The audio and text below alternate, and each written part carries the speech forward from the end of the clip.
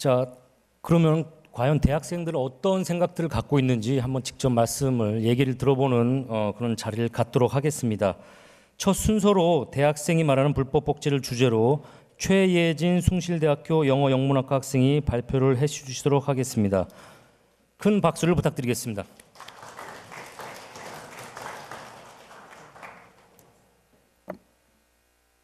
안녕하십니까. 저는 한국저작권보호원의 K저작권 지킴이이자 숭실대학교 영어영문학과 최예진입니다. 먼저 시작하기에 앞서 이런 관계업계에서 되게 높이 계시고 교수님들이나 전문성을 갖추신 분들이 많이 계셔서 제가 이 자리에서 발제를 한다는 것이 조금은 떨리고 부담스럽기도 합니다만, 저희 오늘 주제가 대학생이 말하는 불법 복제인 만큼 대학생을 맡아서 이제 현장에서 직접 겪고 있는 사람으로서 이 실태를 좀 얘기해보고 제 나름의 좀 해결 방안도 좀 나누는 시간이 되었으면 좋겠습니다. 먼저 시작하기에 앞서 우리 현대의 사회를 생각해 봤을 때 이 현대 사회는 다양한 방식의 상호작용을 통해서 이 가치라는 것을 주고받으면서 발전해 왔습니다. 과거에는 이제 물리적인 직접적인 만남과 이 물건이 손에서 손으로 옮겨가는 이런 교환을 통해서 이루어지던 이 상호작용은 이 디지털 혁신과 또 인터넷의 보급으로 무형의 자산이 전 세계적으로 동시에 교환되면서 새로운 국면을 맞이한 것 같습니다. 특히 이제 디지털화된 정보는 아까도 말씀드렸다시피 전 세계적으로, 그러니까 시간과 공간의 제약 없이 교환이 되는 이 특성 덕분에 편리성은 많이 커졌으나 그와 동시에 저작권 보호나 혹은 윤리적 의식에 대한 이 책임, 이런 것들이 조금은 부족해지는 문제를 낳고 있는 것 같습니다. 초기에는 당연히 혼란이 있었을 거고 그 때문에 이 무형의 자산이 법적 보호를 제대로 받지 못했으며 그로 인해 일어난 관행들은 아직까지도 조금은 영향을 미치고 있는 것 같습니다.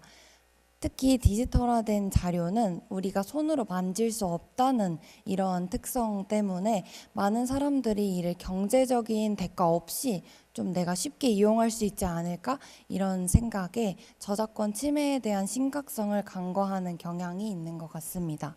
저는 그 중에서도 특히 우리 대학생들이 이런 학문의 과정 속에서 이 영향을 좀 더 많이 받고 있는 것 같은데요. 이 학문의 과정 속에서 저작권에 대한 인식을 바로잡지 못할 경우에는 우리가 나중에 사회로 나아가서 만들어갈 그 세상에 더 심각한 문제를 끼칠 수 있다고 생각하기 때문에 대학생들이 더 나서서 이러한 문제를 해결하고 우리가 더 배우고 알아가려는 노력이 필요한 시점이라고 생각합니다. 따라서 저는 한국저작권보호원의 K저작권 지킴이로 활동하고 있는데, 이 과정 속에서 대학 내에 많은 불법 복제 현황들을 접하고 그에 대한 문제의식을 갖게 되었습니다. 따라서 본 발제에서는 대학 내 불법 복제의 다양한 현황들을 좀 살펴보고 그에 따라서 좀 해결 방안이라고 하기에는 좀 미흡할 수 있지만 그런 것들을 좀 살펴보고자 합니다. 이러한 논의는 디지털 시대에 필요한 윤리적 책임과 함께 더 나은 저작권 보호 문화 형성에 기여하고자 하는데 목적이 있습니다. 먼저 아까 말씀드린 대로 대학 내 불법 복제의 다양한 현황부터 말씀드리고자 합니다. 여기 출판업계 분들이 있으셔서 잘 아시겠지만 당연히 대학 내에 이런 불법 복제의 대표적 사례는 전공 서적이랑 학습 교재인 것 같습니다. 학생들이 한 학기에 다양한 과목을 한 번에 수강하며 각 과목당 필요한 책 교재들이 있고 또 전공 교재를 넘어서 추가적으로 교수님들이 보기를 권해주시는 교재들이 많기 때문에 그 교재를 모두 다 구매하기에는 경제적인 부담이 조금 있는 것 같습니다. 따라서 학생들은 SNS나 혹은 우리 에브리타임, 에타라고 불리는 이런 커뮤니티 등을 통해서 손쉽게 이러한 대학 교재 PDF 복제물을 본인이 업로드해서 판매하거나 혹은 공유하며 윤리적인 책임 의식이 조금 부족한 상태로 이것들을 이용하는 모습을 좀 만연하게 볼 수 있었습니다. 이런 교재뿐만 아니라 각종 참고서나 학술 자료 등도 그런 식으로 유통되는 모습을 많이 볼 수 있었습니다. 또 다음은 수업 자료와 그 학내에서 공유되는 이 학술 자료 또한 무단 공유되고 불법 복제되는 것이 또 다른 하나의 문제입니다. 이런 학기 중에 사용되는 강의 슬라이드나 혹은 교수님들이 제공해 주시는 이 교재에 대한 부담이 있는 거를 알고 계시는 교수님들께서는 좀 다른 방식으로 참고할 수 있는 자료들을 제공해 주시기도 하시는데, 이런 자료를 수업 내에서만 이용하면 문제가 되지 않지만 이후에 다른 학생들에게 나눔을 한다던가 혹은 자신이 이익이 되는 방향으로 이를 이용하는 학생들도 조금은 있는 것 같습니다. 또한 교수님께서 제공해 주시는 이런 자료의 범위를 넘어서 교수님들이 그 강의하는 모습을 녹화한다던가 녹음하는 경우도 많이 있습니다. 이는 AI를 통해서 본인이 또 자신이 나중에 공부한다는 이런 얘기들도 있지만, 이것을 다음에 수강하게 될 학생들에게 판매한다던가 나눔하는 경우도 있기 때문에 이 과정에서 불법 복제의 문제들이 또 발견되고 있는 것 같습니다. 또 세 번째는 소프트웨어의 불법 사용입니다. 이 고가의 소프트웨어, 예를 들어 생각해 보면 어도비나 일러스트레이터 등 이러한 프로그램은 이 미디어를 전공하는 학생들뿐만 아니라 제가 하고 있듯이 대외 활동에 참여하거나 혹은 동아리 등 본인들이 콘텐츠를 만들어야 되는 이런 계기가 많은 현 대학생들에게 필수적인 프로그램입니다.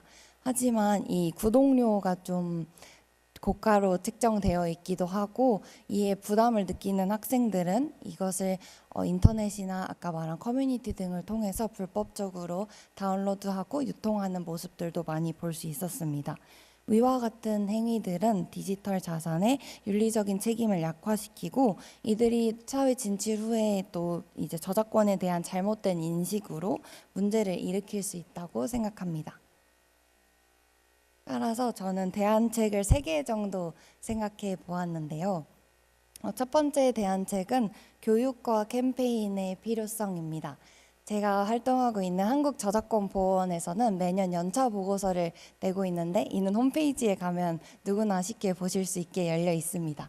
이 2024년 연차 보고서에 따르면 저는 10대와 20대가 가장 많이 이용하는 방송 콘텐츠 중심으로 보았을 때 작년 대비 10대는 41.7%, 또 20대는 51.7%가 작년에 비해서 불법 복제물의 이용 수가 감소했다고 응답을 해준 것을 보았는데요. 이에 따라서 왜 그런지 감소 이유에 따라 다른 답변에서는 저작권 보호 관련 홍보 캠페인이나 기사 등을 통해서 정식으로 된 콘텐츠를 구매할 의향이 늘었고, 본인들이 사용한 후에 나중에서야 이 불법으로 된 디지털 PDF 이런 것들이 문제가 되는 것을 나중에서야 깨닫고서 불법 복제물을 이용하는 것을 그만두었다라고 하는 응답들이 많았습니다. 저는 따라서 교육과 캠페인이 굉장히 효과적일 수 있구나라고 생각했습니다. 여기 나와 있듯이 마크 바솔로뮤의 저작 이 책 중에서 Copyright and the Brain이라는 책이 있는데요. 여기에서는 지적 재산권이 대중의 원시적 소유 개념에 기반하지 않아서 저작권 침해의 감정적 인식이 약하다고 분석하는 걸 볼 수 있었어요. 제가 이 책의 내용을 알게 된 이유는 제가 봉사활동을 통해서 고등학생들이 푸는 모의고사 지문을 좀 접한 적이 있는데, 이 내용 중에 우리가 이 유형의 자산을 인식하는 뇌의 원시적 부분이 무형의 자산의 경우에는 이제 자극이 되지 않아서 이것을 소유라고 인식을 하기 어렵다라는 내용이었는데요. 이를 설명하는 과정에서 학생들이 저작권이 단순히 우리가 뭐 그런 윤리적인 문제를 넘어서 우리의 뇌의 구조 속에서 이러한 문제가 발생하는 거고, 이것을 우리가 충분히 교육이나 이런 사회적 약속, 합의 등을 통해서 해결할 수 있다는 것을 깨닫는 모습을 보고 교육과 캠페인의 중요성을 많이 깨달았던 것 같습니다. 두 번째는 실질적 대안책의 필요성이었는데요. 제가 K 저작권 지킴이의 활동 중에 하나로 고려대학교의 캠퍼스 캠페인을 나간 적이 있었습니다. 이때 진행한 설문조사에서 교재 PDF 복제물 사용 이유에 대해서 스티커 설문조사와 다른 여타 활동들과 함께 조사를 한 경험이 있는데, 이때 1위로 종이책은 무거워서라는 답변을 받았습니다. 이 질문에서 아실 수 있다시피 사용하고 있냐를 묻는 질문이 아니라 왜 사용하냐는 이 물음에 사용 이유를 술술 답하는 학생들의 모습에서 조금은 이 사용에 대해서 윤리적 의식이 부족하구나, 아직은 좀 개선이 필요하구나 하는 부분에서 씁쓸함을 느꼈던 것도 있지만, 이들이 단순히 경제적인 이유를 넘어서 진짜 필요에 의해서 이 PDF를 이용하고 있다는 사실을 저희가 한 번 더 저도 느꼈고 또 다른 학생들을 통해서 알 수 있었습니다. 이들은 종이책을 들고 다니게 되면은, 특히 패션이 중요한 이 시대 속에서 가방 선택이 좀 폭도 줄어들고 이제 공부하는 것도 힘든데 몸도 힘들다라는 그런 좀 우스운 답변도 많이 들었었는데, 이를 해결하기 위해서는 저는 아무래도 공식적인 현실적인 전자책이 더욱 많이 필요하지 않을까 느꼈습니다. 현재도 지금 이북들이 나오고는 있지만 대부분의 전공 서적들은 아직 이 PDF화가 되지 않은 것도 있고, 또한 우리가 쉽게 사용하지 않는 앱들, 그 출판 업계마다 사용하는 앱들이 조금은 불편한 부분들이 아직은 남아 있어서 그런 부분들을 좀 개선해 나가면은 이게 좀 도움이 되지 않을까 싶습니다. 물론 이 초기에는 비용이 발생하기 때문에 정부에서나 혹은 대학에서 이 학생들이 다 함께 이용하는 교재다 보니 좀 이렇게 경제적 도움을 주는 것도 필요하지 않을까 생각했습니다. 또 다른 사례 중에서는 이제 기업과 대학교 측에서도 좀 이런 학생들에게 지원을 좀 많이 할 필요가 있다고 느꼈는데요. 제가 다니고 있는 숭실대학교에서는 이번에 올라온 공지에 따르면 일정 수 학생들에게 어도비 이 프로그램을 지원해 준다는 글을 제가 보았습니다.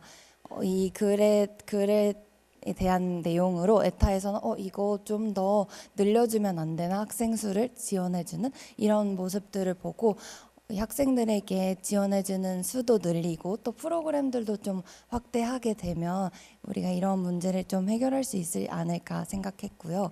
기업 측에서도 지금 교육 프로모션이나 다른 다양한 학생들을 위한 도움을 주고 있는 것들을 조금은 더 늘려보면은 우리가 이걸 해결할 수 있지 않을까 생각을 좀 해봤습니다.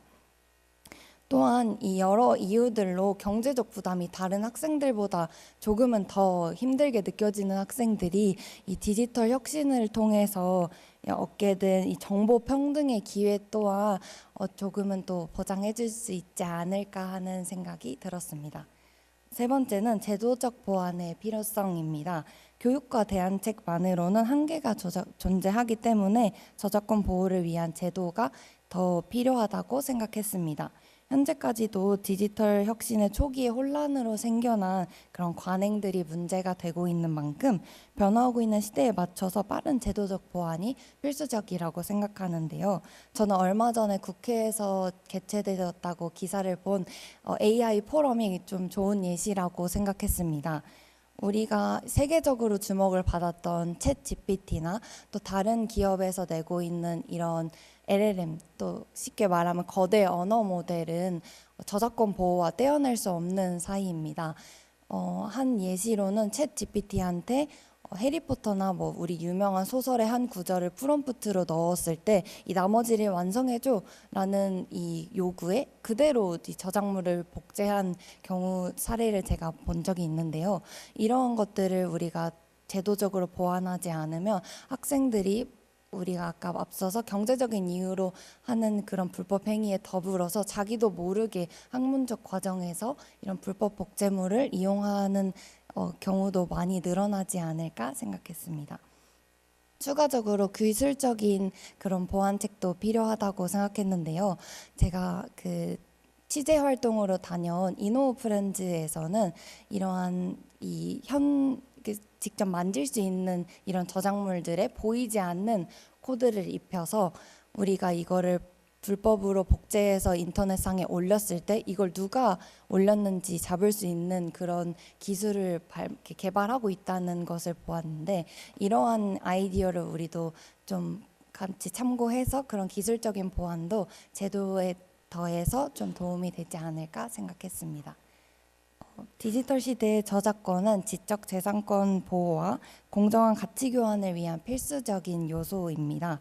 대학생들이 학문의 성장의 과정에서 대학 저작권을 존중하지 않는다면 이는 사회 전반적인 윤리적 기반을 약화시키는 결과를 초래할 수 있습니다.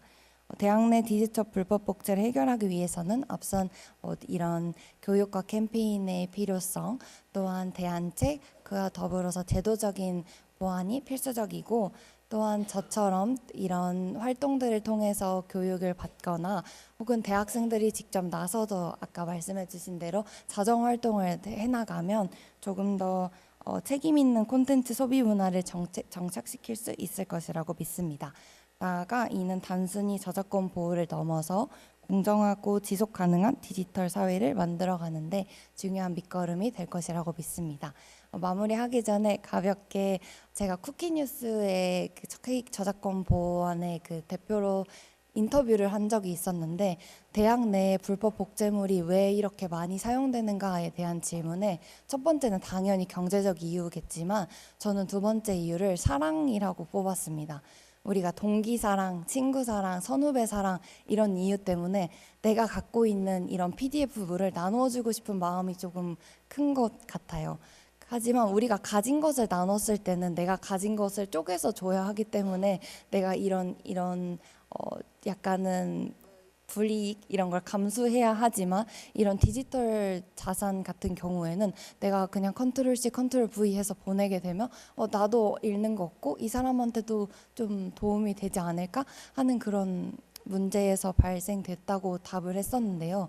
제가 이 인터뷰를 끝나고 조금 깊이 생각을 해보니까 정말 내가 사랑하는 사람들이라면 이렇게 불법적으로 혹은 어떻게 좀 심하게 말하면 훔친 것을 나눠주는 게 맞을까라는 생각을 들고 나서 이건 아닌 것 같다 하는 저작권 의식이 좀 더 생기기도 하였고, 더 깊이 생각해 보았을 때는 이 사랑하는 사람들 사이에 그럼 나는 끼지 않는가?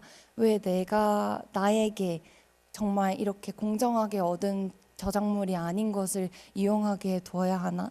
또 내가 살아갈 사회에서 우리가 유튜브나 틱톡을 통해 개인 콘텐츠를 많이 만들고 1인 콘텐츠 제작자가 되는 사회에서 내가 살아갈 사회를 정말 잿빛 사회로 만들고 싶은가? 라는 생각을 각자 좀 해보면 저작권 의식이 좀 도움이 되지 않을까 생각해 보았습니다. 감사합니다. 박수 부탁드리겠습니다. 예, 수고했습니다. 캠페인부터 제도적인 부분까지 폭넓게 얘기를 해준 것 같습니다. 다음으로 이예준 충남대학교 물리학과 학생이 발표해 주시도록 하겠습니다.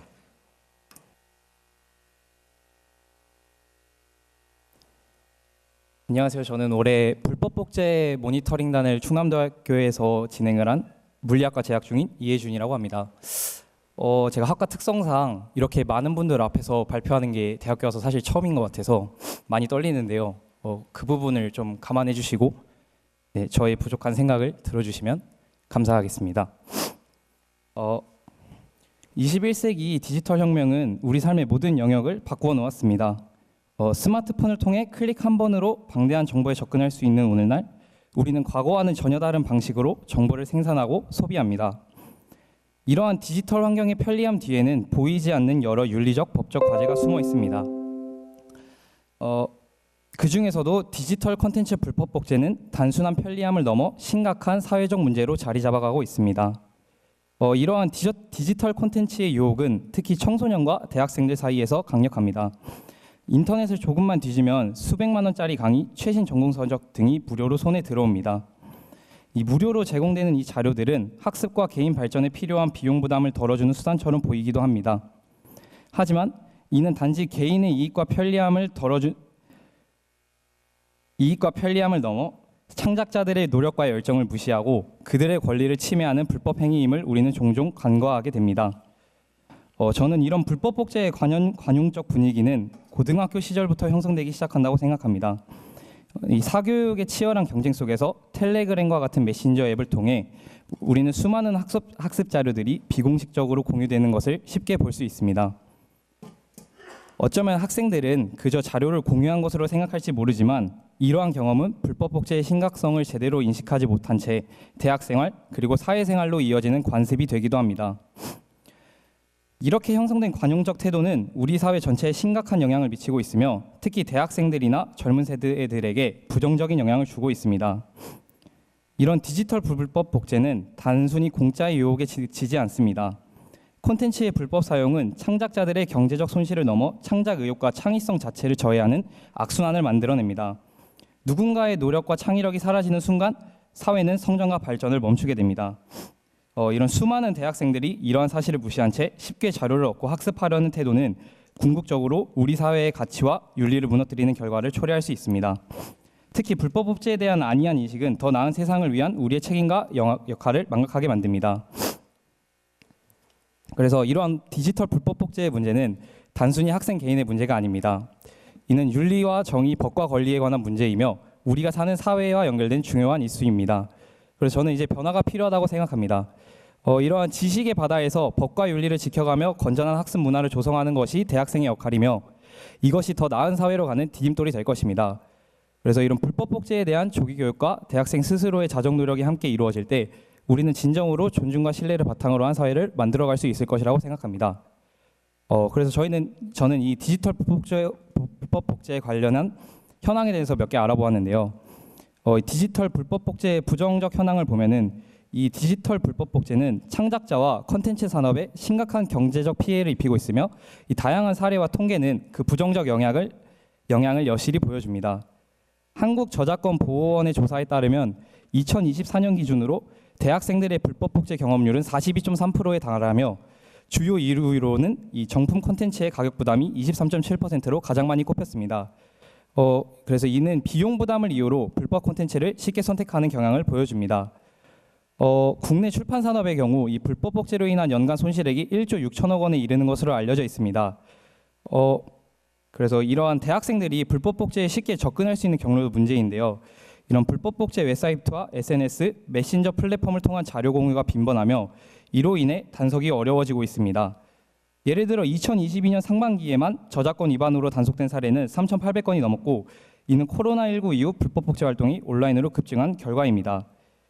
또한 대학생 커뮤니티인 에브리타임 등에서는 대학 교재나 강의 노트를 무단 공유하는 불법 행위가 빈번하게 일어나고 있으며 한국학술출판협회는 이를 방지하기 위해 최근 고소 절차와 증거 수집 체계를 강화했습니다. 그래서 이러한 불법 복제의 확산은 이런 중소 콘텐츠 제작자들에게 더 큰 피해를 끼치고 있습니다. 이런 독립 창작자나 중소출판사들은 주요 수익을 정품 판매에 의존하는데 이런 불법 복제의 만연으로 인해 창작을 이어가기 어려운 상황입니다. 이로 인해 콘텐츠 품질 저하도 우려되고 있습니다. 이 창작자들이 적절한 수익을 얻지 못하면 이는 콘텐츠 개발에 필요한 투자 축소로 이어지며 결국 소비자들도 양질의 콘텐츠를 접할 기회를 잃게 됩니다.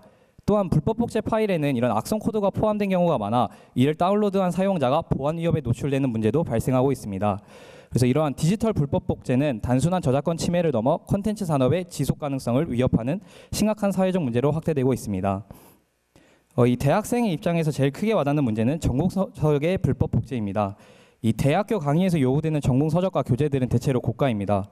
수업을 듣는 학생들 대부분이 매 학기마다 수십만 원에서 수백만 원에 달하는 교재비 부담을 안고 있습니다.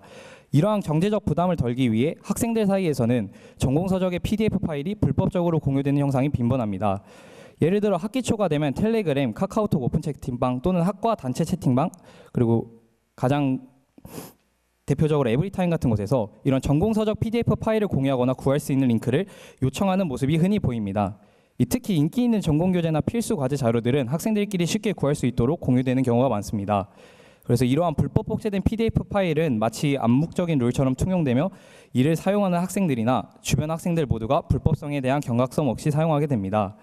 그래서 이처럼 불법 복제된 전공 서적의 이용은 단순히 비용 절감의 차원을 넘어 학습 자료의 가치를 저하시킬 뿐 아니라 정당한 대가를 받고 제작된 교육 콘텐츠의 지속적인 발전 가능성을 해치는 요인이 됩니다. 이 출판사와 저자는 정당한 수익을 얻지 못해 피해를 입고 있으며 이는 결국 학생들이 학습에 사용할 질 좋은 자료의 생산을 방해하는 결과를 초래합니다. 이 외에도 온라인 강의나 사교육 자료 또는 이런 소프트웨어나 불법 프로그램들을 불법으로 사용하는 경우가 빈번한데요. 그래서 이러한 대표적으로 불법 소프트웨어의 사용은 단순히 저작권 침해에 그치지 않고 이런 사용자의 컴퓨터에 바이러스나 악성 코드를 유입시킬 위험성도 큽니다.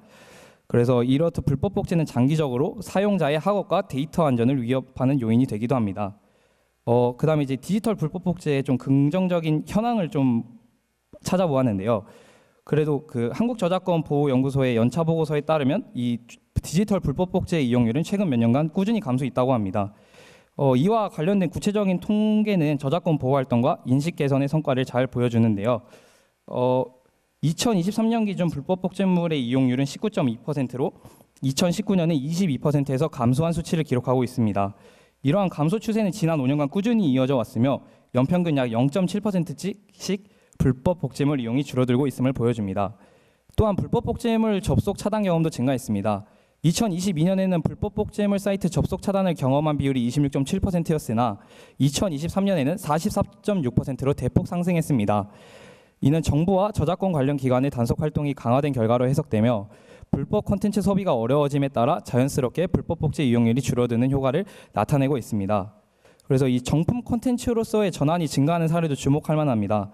이 불법 스트리밍 사이트 누누TV가 2023년 4월 서비스를 종료한 이후 국내 주요 OTT 서비스의 월간 사용자 수가 각각 10만 명 이상 증가했습니다.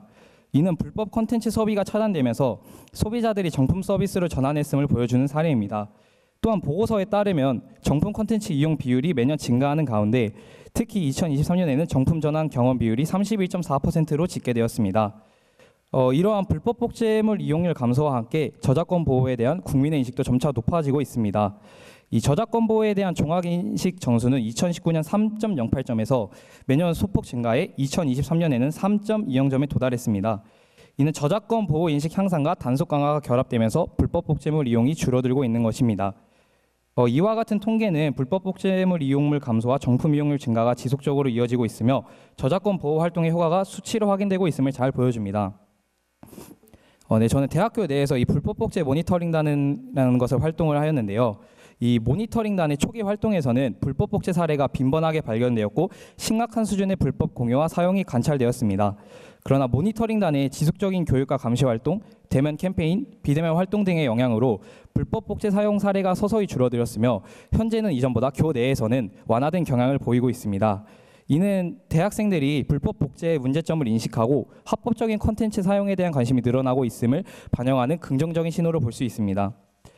다만 일부 학생들은 여전히 불법 복제 콘텐츠에 대한 접근을 지속하고 있으며 감시의 범위를 벗어난 온라인 커뮤니티 같은 데서 유통되고 있는 경우도 여전하기 때문에 이러한 부분은 개선이 필요한 부분으로 남아있다고 생각합니다. 그래서 이러한 디지털 불법 복제에 대한 원인에 대해서 한번 생각을 해보았는데요. 고등학교 시절부터 저희는 텔레그램과 같은 메신저를 통해 사교육 자료의 PDF 파일이 불법적으로 공유되는 것을 쉽게 볼 수 있었습니다. 실제로 저 또한 고등학교 반에서 절반 이상의 학생들이 학원 교재나 문제집 등의 자료를 불법 복제 파일로 이용하는 것을 목격한 경험이 있습니다. 이러한 경험은 당시 학생들에게 불법 복제에 대한 경각심보다는 편리함에 대한 인식을 심어주었고 이는 불법적인 자료 사용을 관용적으로 받아들이는 분위기를 형성하게 되었습니다. 그래서 이러한 관행이 대학 생활에서도 이어지고 있으며 대학교에 입학한 후에도 불법 복제를 통한 학습 자료 사용이 일상적인 모습으로 자리 잡은 것을 확인할 수 있었습니다. 이 현상은 대학을 졸업하고 사회를 진출한 이후에도 여전히 이어질 가능성이 높아 디지털 불법 복제에 대한 인식 개선이 조기에 이루어져야 함을 시사합니다. 그런 좀 전에 말씀드렸던 긍정적인 현황과 별개로 이러한 디지털 불법 복제가 대학생 및 사회에 미치는 영향에 대해서 생각해 보았습니다. 그래서 이러한 디지털 불법 복제 행태들은 결국 대학 사회 전체에 부정적인 영향을 미칩니다. 이 학생들이 아까 말씀드린 것처럼 불법 복제에 대해 점차 관용적인 태도를 가지게 되면서 법적 문제와 윤리적 의식을 무시하는 문화가 형성되고 있습니다. 이는 이후 사회생활에서의 법 준수와 도덕적 인식에까지 부정적인 영향을 줄 가능성이 큽니다. 그리고 이러한 저작권을 존중하지 않는 태도는 학문적 성취에 대한 정당한 평가와 공정성을 저해할 수 있습니다. 일부 학생들이 불법으로 구한 자료와 소프트웨어를 활용하여 학점을 얻거나 프로젝트를 완수하는 동안 정직하게 합법적으로 자료를 구하고 비용을 지불한 학생들은 상대적으로 불이익을 받는 상황이 발생할 수 있습니다. 이는 궁극적으로 대학 내 학습 환경의 공정성을 위협하는 결과를 초래합니다. 그래서 이러한 불법 복제는 대학생과 사회에 여러 부정적인 영향을 미치며 그 심각성은 이 통계를 통해서 분명히 드러납니다. 이 한국저작권보호원이 2024년에 발표한 자료에 따르면 이 대학생들 사이에서 전자스캔본 교재 사용 비율이 61.9%에 달하는 것으로 나타났습니다. 이 수치는 학생들이 전공서적이나 학술 자료를 구입하지 않고 불법 복제본을 사용하는 비율이 상당히 높음을 이용합니다. 이 대학생들은 아까 말씀드린 것처럼 주요 텔레그램, 디스코드 등 소셜미디어를 통해 불법 복제 자료를 공유하거나 복사점에서 저렴하게 제공되는 스캔본을 구입하여 사용하고 있습니다. 이러한 불법 유통 경로는 출판사와 저작권자들에게 큰 경제적 손실을 가져옵니다. 이 학술 출판 분야에서 발생하는 불법 복제물로 인한 경제적 손해는 전체 출판 시장의 약 50.9%에 이르며 고등교육 출판업계는 특히 큰 타격을 입고 있는 것으로 보고 있습니다. 이러한 불법 복제물이 일반화되면서 이 정품 콘텐츠 소비는 감소하고 이는 콘텐츠 제작자의 수익 감소로 이루어집니다. 2022년 기준 국내 콘텐츠 산업에서 발생한 불법 복제로 인한 손실액은 약 5조 원에 달하며 이는 정품 콘텐츠 생산에 부정적인 영향을 미칩니다. 이 저작권자들은 적절한 대가를 받지 못해 창작 활동을 지속하기 어려워지고 이는 결과적으로 콘텐츠의 질 저하로 이어집니다. 이 양질의 콘텐츠 생산이 줄어들수록 정품 소비자들이 접근할 수 있는 고품질의 자료는 더욱 감소하게 됩니다. 그래서 이 결과적으로 디지털 불법 복제는 대학생들에게 학업 및 정보 접근의 편리성을 제공할 수 있지만 장기적으로는 산업 전반과 지적재산권 등 지적재산권 존중 문화에 심각한 악영향을 미치고 있습니다. 이로 인해 컨텐츠 제작과 유통의 경제적 손실은 물론 사회적 윤리의식의 저하 같은 문제가 심화되고 있습니다. 그래서 이러한 디지털 불법 복제를 해결하기 위해서는 법적 강화, 제도적 개편, 기술적 개선, 교육적 접근을 모두 아우르는 구체적이고 종합적인 대응이 필요합니다.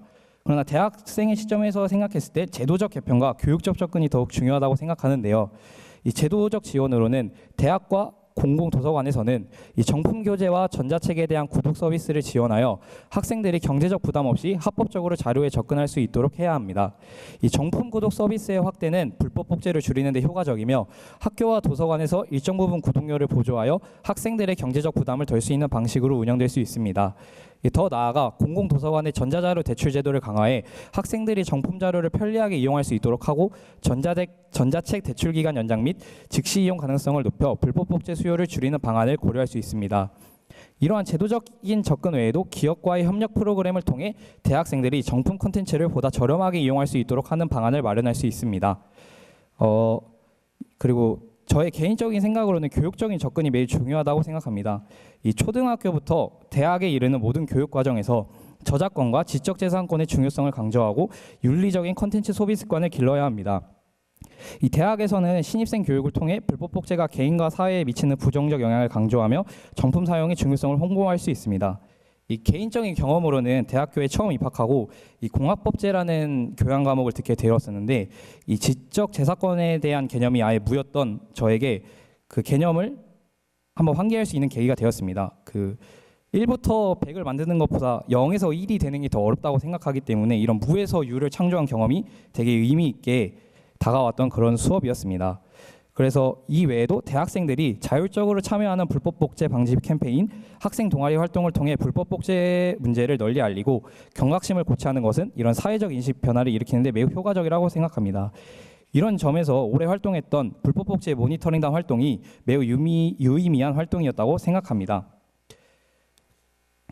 네. 마무리로 이런 디지털 불법 복제의 문제는 단순히 컨텐츠의 불법적 소비를 넘어 창작자의 권리를 침해하고 사회적 윤리의식을 약화시키며 경제 전반에 심각한 악영향을 미치는 문제입니다. 특히 대학생들 사이에서 불법 복제가 일상화되면서 그 부정적인 영향은 교육 환경을 넘어 우리 사회 전체로 확산되고 있습니다. 따라서 이런 불법 복제 문제에 대해 단순히 경고하는 것을 넘어 실질적이고 구체적인 해결책을 모색하는 것이 중요합니다. 그래서 아까 말씀드린 것처럼 법적, 제도적, 기술적, 교육적 접근을 결합한 종합적인 대책이 필요하다고 생각합니다. 더 나아가 이 사회적 윤리와 법적 책임을 중시하는 문화가 자리 잡을 때 디지털 시대의 창작 활동은 더욱 활발해지고 창작자와 소비자가 모두 상생하는 건강한 콘텐츠 생태계를 구축할 수 있을 것입니다. 이러한 불법 복제 문제에 대한 사회적 인식 변화와 법적 제도적 대응의 강화가 이루어질 때 우리 사회는 더 나은 미래로 나아갈 수 있을 것입니다. 네, 감사합니다. 예, 굉장히 임팩트 있는 발표를 해준 것 같습니다. 디지털 기술의 양면성과 생태계 문제 전반적에 대한 문제에 대해서 잘 짚어준 것 같습니다. 다음으로 최낙진 제주대학교 언론홍보학과 교수님께서 발표를 해주시도록 하겠습니다. 박수 부탁드리겠습니다.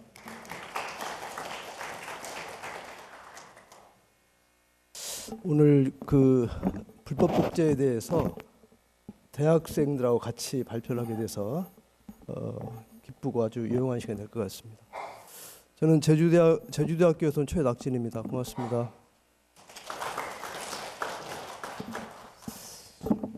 저희는 지금 연구를 진행 중입니다. 저희들이 진행 중인 연구는 제목대로 불법 복제 실태 및 대안인데 실태조사가 아니고요, 인식조사입니다. 출판 이해 당사자분들. 그래서 저희 나온 수치는 인식조사라는 말씀을 조금 미리 좀 말씀드립니다.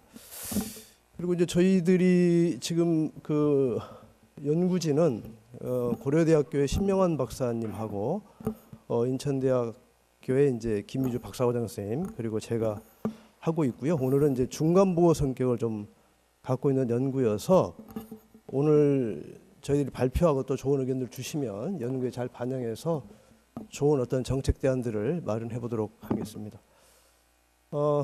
저희들이 지금 오늘 이제 학술 도서가 대학에서 이루어지는 게 핵심이어서 저희 발표는 이제 오늘 저희들 연구는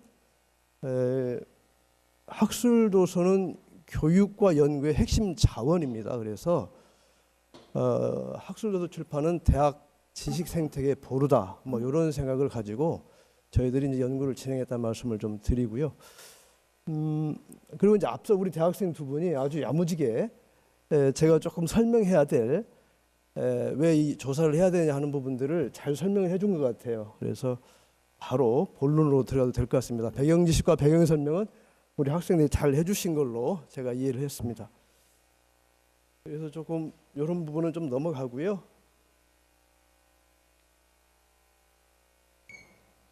그 다음에 에브리타임 예타라고 그러는데요. 이거 저희 그 대학에 있는 교수들이 제일 두려워하는 사이트입니다. 이게 저기 불법 복제로도 뭐 저기 있는 걸로 알고는 있지만 이 교수들이 여기서 평가받고 있습니다. 그래서 소위 학생들에 의해서 뒷담화가 아주 노골적으로 때로는 거칠게 얘기되고 있어서 교수들이 아주 그 두려워하는 사이트입니다. 참고로 교수들은 들어가 볼 수가 없고요. 저도 개인적으로는 들어가 본 적이 없습니다. 그리고 이제 앞서 이제 여러 가지 뭐 배경 설명이 다 되어 있다시피 이게 워낙 심각하기 때문에 지금 이제 제가 알고 있기로 한국학술출판협의회에서 최근이죠. 불법 복제 방지 대책위원회를 구성해서 활동을 하고 계시는 걸로 제가 연구 과정에서 확인을 했습니다. 뭐 로펌과 이렇게 연계해서 MOU 형태를 통해 가지고 저기 실제 한두 건 진행을 하고 계시더라고요. 결과까지는 잘 모르겠습니다만 아마 이게 그 학술도서 출판과 관련해 가지고 불법 복제 방지할 수 있는 하나의 전기가 되지 않을까 그런 생각을 좀 해보고 있습니다. 이제 저희들이 이제 한 건 이거예요. 저희들이 오늘 발표하고자 하는 거는요. 인식조사입니다. 실태조사에서 필요성도 뭐 잘 인지하고 계실 거라고 보고요. 그다음에 조사 교육을 좀 말씀드리면 이해 당사자라는 말씀을 드렸는데 출판업 종사자 대표분들 직원분들이죠. 그다음에 출판 전문가, 그다음에 출판업 이해 당사자라고 할 수 있는 온오프라인 서점분들을 212분을 구글 설문조사에서 온라인 조사를 했습니다. 저희 조사하신 분들이 한 달 동안 했는데 되게 어려움을 좀 많이 겪으시더라고요. 그래서 아마 구글 통한 온라인 설문조사지만 실제 내용적으로는 전화라든가 여러 번의 어떤 그런 동료가 있었던 그런 내용이라는 것도 좀 말씀을 좀 드립니다. 그래서 바로 들어갈게요. 인식 조사를 해보니까 불법 복제 인식에 대한 거에서 저작권법 준수에 가장 필요한 게 뭐냐 그랬더니 출판 이해 당사자입니다. 일반 시민들이 아닙니다. 대학생들도 아니고요. 저작권 침해자에 대한 강력한 처벌이 가장 답이 많았습니다. 그다음에 이제 아까 얘기 나왔던 윤리 의식이라든가 다양한 교육 이와 같은 게 나왔지만 출판 이해 당사자분들은 지금 강력한 처벌 제도를 가장 원하고 있다는 것을 확인을 했습니다. 두 번째는 가장 시급한 대상이 누구냐 이렇게 여쭤봤더니 학생 이렇게 답을 하셨어요. 그다음에 이제 유통자 복사집인데 이게 좀 현실은 조금 다릅니다. 저희 제주대학 같은 경우는 복사집에서 복사 함부로 안 해줍니다. 그래서 요거는 어느 정도 개선이 된 것 같은데 아마 좀 이렇게 관습적으로 이런 생각을 하셨던 거 아닌가 싶은데 물론 정도 차이는 있겠습니다만 요거는 많이 개선된 부분도 있다는 걸 좀 말씀을 드리고 여튼 학생과 유통업자 복사집이 이제 제일 많이 나왔고요. 생산자 이런 부분도 이제 많이 나왔다는 말씀을 좀 드리고요. 한번 유심히 좀 눈으로 보시면서 같이 좀 공유했으면 좋겠습니다. 그다음에 심각성 부분인데요. 이게 이제 매우 심각하다가 45%인데 약간 심각하다까지 합치면 불법 복제 문제 심각성은 대다수가 국민적 합의를 보고 있는 게 아닌가 하는 생각을 이 조사를 통해서도 할 수 있습니다. 그러니까 다 알고 계시는 거죠. 심각하다고 느끼고 계시는 거죠. 그리고 이제 이것도 좀 눈여겨봐야 되는데요. 그러면 앞으로 어떻게 변할 것인가 이걸 좀 여쭤봤더니 매우 증가할 것이다. 약간 증가할 것이다. 현재와 비슷할 것이다. 이 응답이 그럼 절대 다수입니다. 합치면 이거는 이제 만연하거나 계속 유지되고 있다는 거죠. 확대될 가능성이 많다는 거죠. 그러니까 지금 그대로 놔두면 불법 복제는 개선되지 않는다. 이런 인식을 지금 하고 있는 걸로 확인을 했습니다. 아까 학생들이 얘기 많이 하던데요. 불법 복제하는 이유 얘기를 했더니 가격이 저렴해서 그다음에 쉽게 구할 수 있어서 하는 거고요. 그다음에 비율로는 낮습니다만 학교 현장에서는 이 부분도 무시를 못할 것 같습니다. 책 전체를 구매하지 않고 필요한 부분만 사용할 수 있어서 하는 내용도 꽤 높게 지금 나오고 있어요. 그래서 아까 학생들이 잘 해주더라고요. 교수들 입장에서는 먼저 전공별로 과목별로 다르긴 하겠습니다만 학생들한테 교재 사라 얘기하기가 쉽지 않은 경우가 많습니다. 아까 얘기 드렸던 것처럼 몇십만 원에서 100만 원 넘어가는 경우도 전체를 합치면은요. 또 학생들의 어떤 생활들이 보이기 때문에 이걸 강제로 사라 이렇게 얘기하기가 대다수 교수님 얘기를 하긴 합니다만 좀 정서상 어려울 때도 있다는 것도 참고로 좀 말씀을 좀 드립니다. 그다음에 이제 그러면 가장 효과적인 불법 복제 근절 방안은 뭐냐 이렇게 여쭸더니 불법 복제물 생산자 처벌 그러니까 이해 당사자 조사입니다. 일반 국민을 상대로 한 게 아니고요. 그다음에 저작권 보호 관련 법규 및 처벌 강화, 저작권 보호에 대한 교육 및 홍보, 불법 복제물 모니터링을 통한 확산 경로 폐쇄, 공공도서관을 통한 확대 보급 이렇게 이제 답이 됐고요. 이걸 조금 세부적으로 좀 말씀을 좀 드리면 출판사들에게 여쭌 겁니다. 출판사분들 아까 이제 42%를 가장 많은 응답을 하셨는데 이분들은 강력한 처벌 제도가 필요하다 이렇게 생각을 하고 계세요. 그리고 이제 두 번째가 모니터링 제도, 감시 예방이라고 할 수 있겠죠. 그리고 이제 뭐 상담 지원 이런 부분도 많이 그 요구를 하고 계셨습니다. 그다음에 이제 출판사분들에게 그러면 언론 보도에서는 뭘 해주는 게 이제 그 이 불법 복제를 근절시킬 수 있겠느냐 이런 질문을 드렸더니 적발 사례에 대한 보도, 오늘 교도신문하고 쿠키뉴스가 하고 계시는데 언론에서 많이 보도가 되면 대국민 인식이 좀 확산이 돼서 불법 복제 피해가 최소되지 않겠느냐 이런 생각을 좀 하고 있습니다. 이거는 아마 우리 저기 출판문화협회나 제반 그 단체에서 같이 좀 고민을 하셔야 될 내용인 것 같습니다. 캠페인, 법률상 인터뷰 부분이 있고요. 그다음 유통 경로를 이제 여쭤봤더니 이거는 이제 전체에 해당되는 겁니다.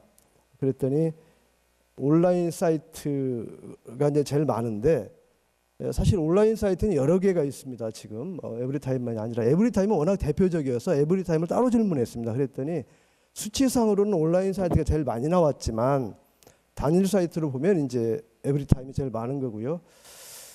그다음에 오프라인 복사집도 여전히 좀 높더라고요. 아직은 전체적으로 물어보니까 이거 인식조사이기 때문에 실태하고는 약간 조금 차이가 있을 수 있다는 말씀을 제가 여러 번 확인을 좀 드립니다. 그다음에 세 번째는 아까 뭐 동료들 간의 사랑 얘기를 어느 친구가 앞서서 했는데 선후배 친구 지인들 간에 이 주고받는 그것도 굉장히 크죠. 근데 이제 그 오프라인만 빼놓고 보면 다 온라인입니다. 디지털 공간입니다. 온라인 사이트 에브리타임, 선후배 친구 지인 등 이게 이제 온라인으로 오고 가는 거죠. 눈으로 확인 안 된. 그다음에 이제 그 저작권법 내용에 대한 인지 여부. 우리 이제 저작권법의 권위자신 김기태 교수님이 오늘 토론회 와 계시는데 전반적으로는 이런 거죠.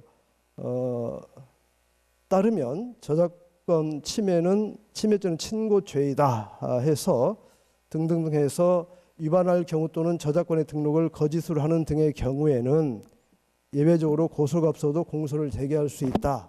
이런 내용을 아느냐 하는 이제 질문을 드렸는데 59.4%가 모른다고 답을 하셨어요. 그냥 몰라서가 아니라 자세한 내용을 모른다는 얘기이신 것 같은데 저희들 연구진의 어떤 그런 공유한 거로는 친고죄나 이런 부분들에 대해서 되게 조금 생소해하시더라고요. 저작권법이 친고죄였어? 뭐 이런 응답이 있었던 걸로 이제 확인이 됐습니다. 그러니까 자세한 내용은 잘 모르신다는 걸로 이제 전반적으로 저는 이해를 했습니다. 그다음에 이제 그러면 고소할 의향이 있느냐? 그랬더니 있다가 53% 높은데 없다나 잘 모르겠다는 이때와 반대편이기 때문에 제가 해석하기에는 반반 정도 되더라고요. 그러니까 고소가 뭐 여러 가지 이유로 아마 쉽지 않게 생각을 하시는 모양이에요. 어쨌든 인식조사로서는 고소할 의향이 있다고 높게 나왔지만 전체적으로는 반반에 가깝다 이렇게 해석이 가능할 것 같습니다.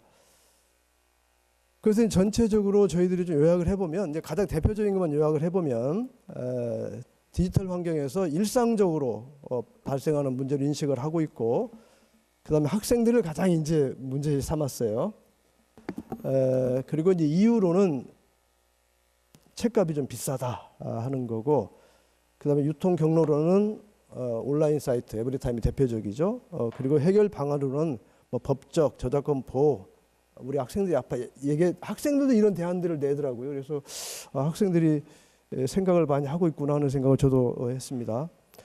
그럼 이제 제안을 좀 드리면 아마 이 조사가 지금 뭐 문체부라든가 출판산업진흥원에서 같이 해주시는 걸로 알고 있습니다만 좋은 정책적 대안을 이제 마련해보기 위한 거기가 최종적인 목표이기 때문에 연구진이 지금 중간 단계로 몇 가지 제언을 조금 얘기 드리고자 합니다.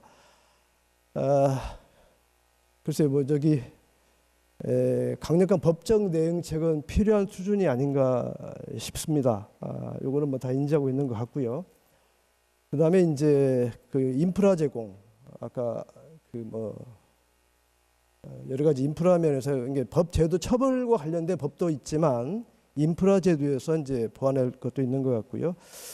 그다음에 역시 이거는 어떻게 보면 인류가 이제 이렇게 축적해 놓은 결과들의 어떤 지금 현재 또 발현물이기 때문에 많은 그 이 저작권이 인류사에서 왜 필요한가부터 포함해 가지고 이게 지금 뭐 대학 발전에 한국 사회 발전에 뭐 이게 좀 그런 교육들이 좀 이루어져야 될 것 같아요. 그래서 그러한 교육들도 교육 및 캠페인을 강화해야 될 것 같고, 그다음에 이제 현실적으로는 불법 복제가 뭐 100% 근절될 수는 없으니 신고라든가 지원 체계를 강화해야 될 것 같다 하는 거를 조금 말씀을 드리고, 그다음에 이제 좀 더 구체적으로 말씀을 드리면 우리 저기 자료집에 보시면은요 47에서 48페이지에 보면 설문 응답자분들에게 자율 기술을 좀 하게 해드렸습니다. 그 내용을 참고하시면 많은 내용들을 좀 얻을 수 있는데요.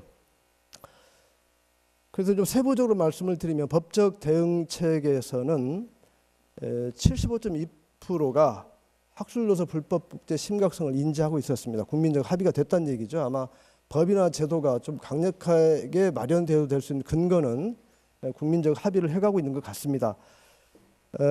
그리고 이제 실질적으로 59% 정도가 강력한 처벌제도의 필요성을 언급하고 있었고요. 현행처벌법이 현행법이 제대로 예방 효과를 가져오지 못하고 있다 하는 것들에 대한 반론이라 할 수 있겠습니다.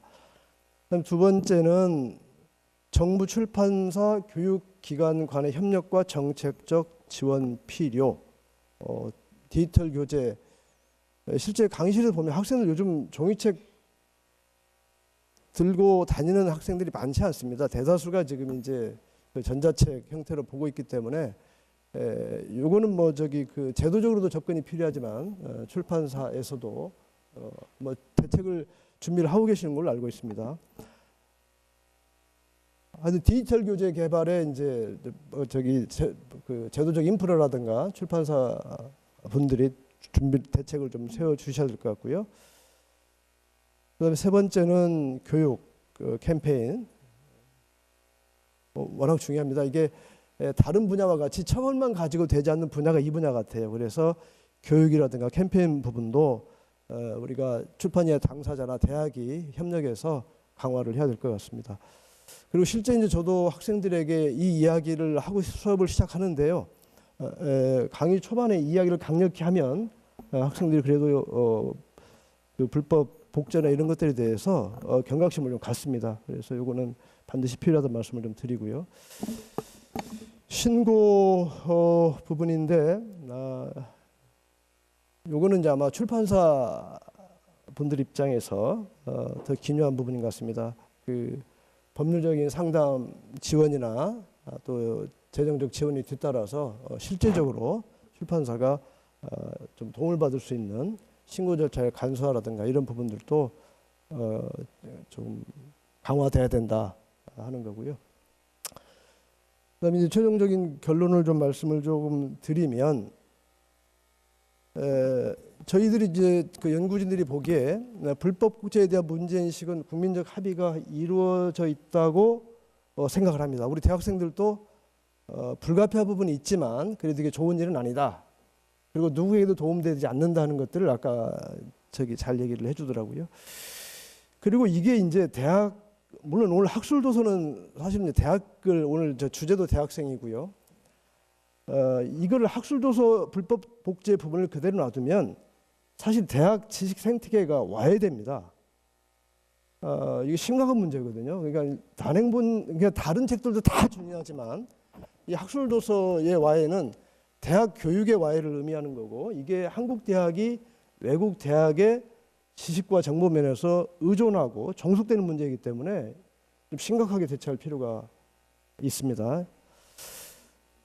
그래서 이제 그런 만큼 법적 대응과 교육 이와 같은 게 확정돼야 될 것 같고, 그다음에 이제 앞서 저기 구체적인 안들은 법적 제재, 신고 절차 간소화, 소송 피해에 대한 행정적 지원, 의식 강화, 캠페인 다 필요한데 또 다른 또 우리가 새로운 국면을 맞고 있습니다. 저희 교육 현장도 마찬가지입니다. AI의 도입은 저희들도 되게 위태롭게 생각을 하고 있고요. 이거 어떻게 해야 되는지 되게 고뇌에 쌓여 있습니다. 저희도 수업 중에 이걸 쓰기도 하고요.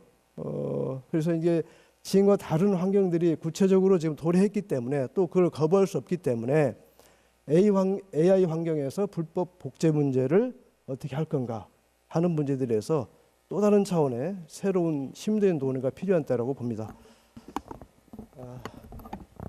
그럼 이상으로 발표 마치고요. 저희들 오늘 토론 과정에서 말씀해 주시면 연구 완성 진행하는데 반영해서 연구를 잘 마무리하도록 하겠습니다.